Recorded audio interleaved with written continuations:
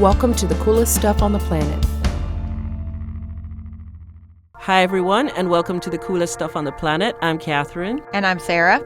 And Sarah, last year, Rachel and I did a podcast on Cape Town in South Africa, and we touched on Robben Island a little bit, but I really wanted to do a podcast all on its own on this island because I've been there, and it was really fascinating.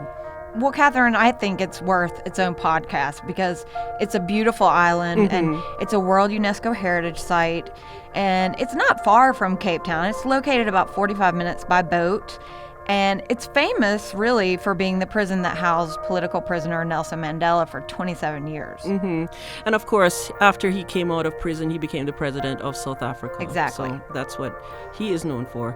The island itself is about 2 square miles, and it's been used as a place of banishment from the 1600s on.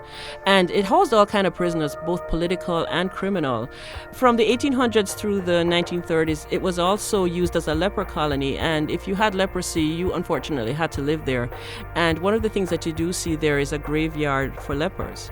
And you can check that out, right? Yeah, when you go there, that's one of the things you will see.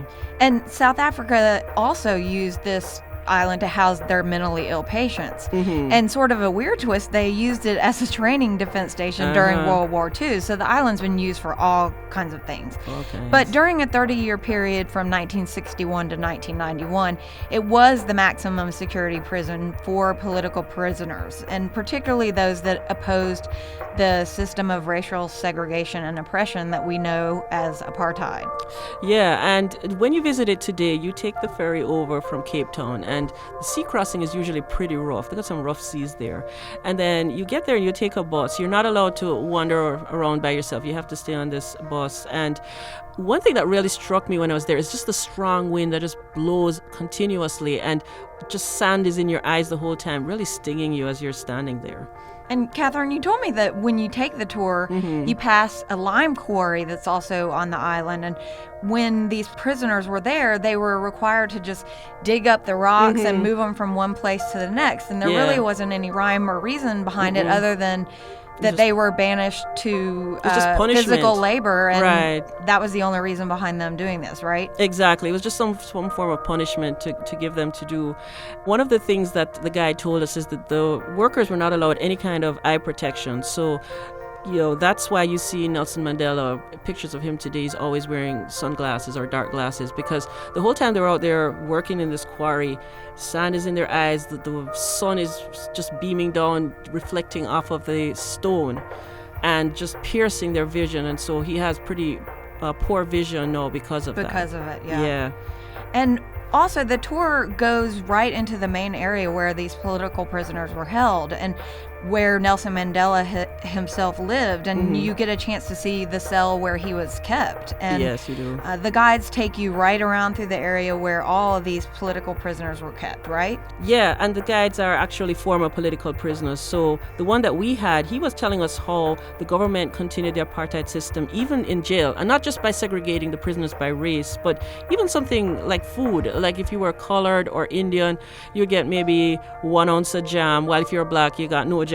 They just wanted to keep them divided, and it was just a divide and conquer strategy, but it actually did not work. They all stuck together in solidarity as they went through. The prisoners, right? The political prisoners, as they were going through this time on Robben Island. That's just crazy to think about. Yeah, it really is. It's not all sadness when you think of Robben Island today.